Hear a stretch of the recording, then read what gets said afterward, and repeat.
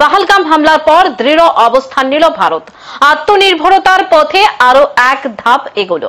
22 April 2025 Jammu কাশ্মীরের পর্যটন কেন্দ্র পাহালগামে নির্মম সন্ত্রাসী হামলায় 26 জন নিরপরাধ পর্যটক নিহত হওয়ার পর ভারত সরকার কড়া অবস্থান গ্রহণ করেছে। এই হামলার পেছনে পাকিস্তান সমর্থিত জঙ্গি গোষ্ঠীর জড়িত থাকার প্রমাণ পাওয়ার পর ভারত পাকিস্তান থেকে সব ধরনের আমদানি নিষিদ্ধ ঘোষণা করেছে, যা দেশের সার্বভৌমত্ব রক্ষায় এক সাহসী পদক্ষেপ হিসেবে বিবেচিত হচ্ছে। এই সিদ্ধান্তের ফলে পাকিস্তান চরম বিপাকে পড়েছে। দেশটির খাদ্য ঔষধ শিল্প ভারতের উপর ব্যাপকভাবে নির্ভরশীল।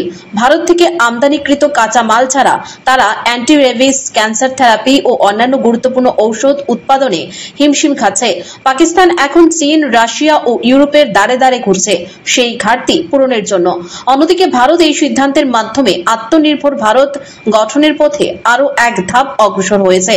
দেশীয় শিল্প ও উৎপাদকরা নতুন উদ্যমে আত্মপ্রকাশ করেছে এবং দেশের অভ্যন্তরীণ চাহিদা মেটানোর পাশাপাশি রপ্তানির দিকেও নজর দিচ্ছে।